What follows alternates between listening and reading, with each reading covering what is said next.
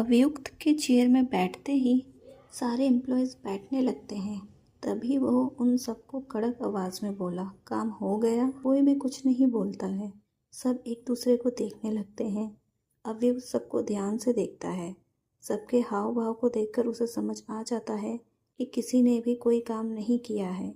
इसलिए वो चुपचाप खड़ा हो जाता है और उसको खड़ा होता हुआ देखकर सबकी हालत और ख़राब हो जाती है। सबको एसी वाले रूम के अंदर में भी पसीने आ रहे थे।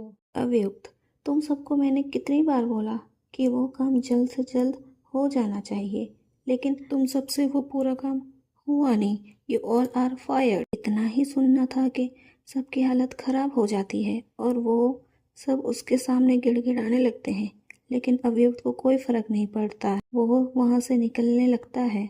उन्हीं के बीच में से एक लड़का आ जाता है, वीरेन, और वो बोला, सर हमने पूरी कोशिश की, लेकिन जो कंस्ट्रक्शन साइट है वो हमें लेने दे ही नहीं रहे हैं, क्योंकि उधर किसी डॉन का राज है। हम वहाँ पर गए तो उन्होंने हमारे साथ बहुत गंदा सलूक किया। जब वो वहाँ पर गए वो सारी बात बताने लगता है। फ्लैशबैक।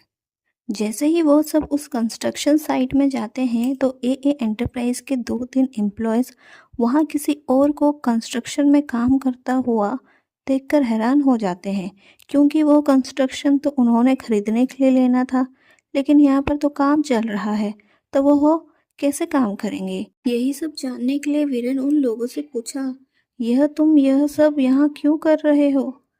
यहाँ सब यह लैंड हमारी हो रही है, इस पूरे प्रॉपर्टी को हम खरीदने वाले हैं, तुम यह सब काम कैसे कर सकते हो? रोको। इस काम करता हुआ आदमी वीरेन को देखकर इग्नोर मारता है और अपना काम में बिजी हो जाता है। यह देखकर वीरेन को काफ़ी गुस्सा आता है। वो ज़ोर से चिल्लाता है, तुम्हें समझ नहीं आ रही मेरी बात? मैं मना कर रहा हूँ तो तुम ज़बरदस्ती और काम किए जा रहे हो। वो आदमी गुस्से में उसको देखता है और अपने आजू बाजू वाले इंसान को देखकर कुछ इशारा करता है। उसके बगल में जितने भी आदमी खड़े होते हैं वो सारे आदमी एक साथ ही उस पर हमला कर देते हैं और उन पर टूट पड़ते हैं और उनकी बिल्कुल भी बात नहीं सुनते हैं और उनको धोने लगते हैं। वीरेन और उसके साथी जैसे तैसे करके वहाँ से भाग कर निकल आते हैं।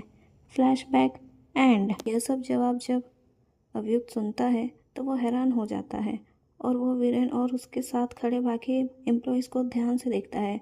अभियुक्त किसी की लाइफ में इंटरफेयर नहीं करता था, इसलिए वो उनकी हेल्थ को लेकर इग्नोर कर दिया था। जब उसने उन्हें चोटिल हालत में देखा तब उसको ये सब पता चला तो वो गुस्से में कॉन्फ्रेंस रूम से निकल जाता है।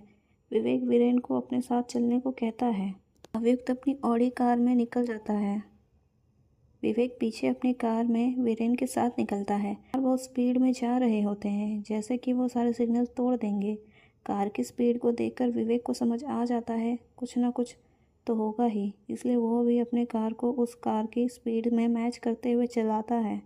वीरेन उस कार की स्पीड को देखकर बोला, सर धीरे चलाइए, हमें ऊपर नहीं पहुंचना अभी। विवेक, अगर हम उस कार के साथ नहीं पहुंचे तो हम दोनों ज़रूर ऊपर पहुंच जाएंगे। ये कहते हुए वो और स्पीड में कार चलाता है। कार कंस्ट्रक्शन साइट रुकती है। जब वीरेन उस एरिया को देखता है तो उसको समझ आ जाता है कि वो कहाँ आ गया है। अभियुक्त अपने कार के खिड़की से बाहर उस एरिया को देखता है जहाँ पर अभी भी काम चल रहा होता है। अभियुक्त अपने कार से निकलता है। कार को देखकर सारे आदमी अपना काम करना रोक देते हैं और कार की तरफ देखते हैं। वो सारे अपने औजार लेकर खड़े हो जाते हैं। अभियुक्त को कार से निकलता हुआ देखकर सभी एक दूसरे को देखने लगते हैं कि अब यहाँ पर कौन आ गया। यहाँ पर तो किसी को भी आना मना है, तो फिर अभी यह कौन सा आदमी आ गया? उस दिन तो हमने उस सारे आदमियों को मारकर भगाए थे। वीरेन और विवेक भी कार से निकलते हैं। अभियुक्त वीरेन से पूछा, किसने तुम पर हाथ उठाया था? वीरेन उस आदमी के ऊपर उंगली करता है जिस आदमी ने उसको मारा था और वह वीरेन के सामने ही खड़ा था, 10 कदमों की दूरी पर। वो आदमी हंसते हुए, अच्छा तो तू इस आदमी को लेकर आया है हमसे मुकाबला करने के लिए?